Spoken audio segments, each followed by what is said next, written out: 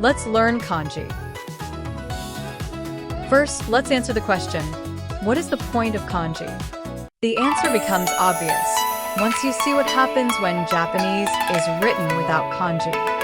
Here's the exact same sentence, but this time with kanji.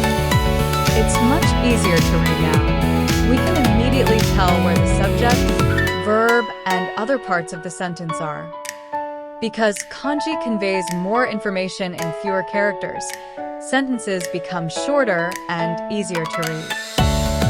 Here are a few examples of how kanji can represent meaning or ideas. You can see the resemblance between the shape and its meaning. Next, let's learn how kanji are created. From the previous examples, we can see that many kanji originated as pictographs. Yama. The three vertical strokes resemble the peaks of a mountain. The strokes resemble flames rising upward. The vertical stroke looks like the trunk, while the horizontal and diagonal strokes resemble the branches. Beside objects, kanji can also represent simple concepts like up, down, big, small. Many kanji are formed by combining simpler characters. For example, combine sun and moon, and you get the kanji for bright. Here are another popular examples. 2 trees make a wood, and 3 trees make a forest. Next, many kanji share common building blocks called radicals.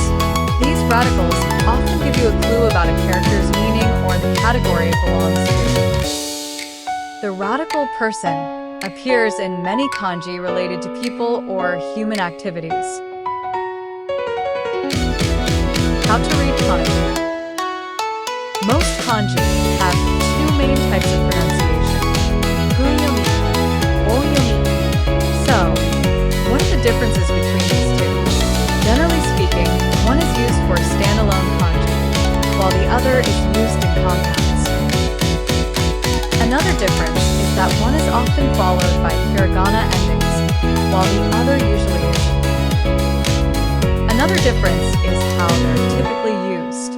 One is often used in verbs and adjectives, while the other is used in nouns and compounds. Basic rules for writing kanji. To make these rules easier to understand, let's look at an example. Kuni. First rule is outside before inside. Second rule is top to bottom. Third rule is left to right. The final step is to close the enclosed shape. So, how many kanji do you actually need to learn? Taking the JLPT as a benchmark, here's roughly how many kanji you'll need at each level. But don't let those numbers intimidate you. As a beginner, you just need to stay consistent and learn a few kanji every day. Over time, you'll reach whatever goal you set for yourself. 1, 2, 3, 4, 4, 5,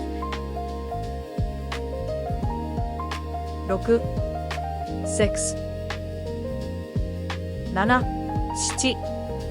7, 8, 8,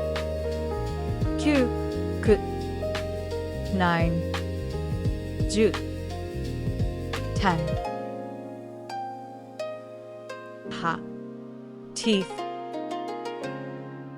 Kao. Face. Me. Thigh. Hana. Nose.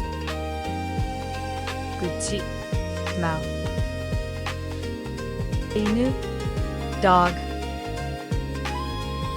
Neko. Cat. Ushi. Cow. Uma. Horse. Buta. Pig. 医者 doctor 会社員 company employee 教師 teacher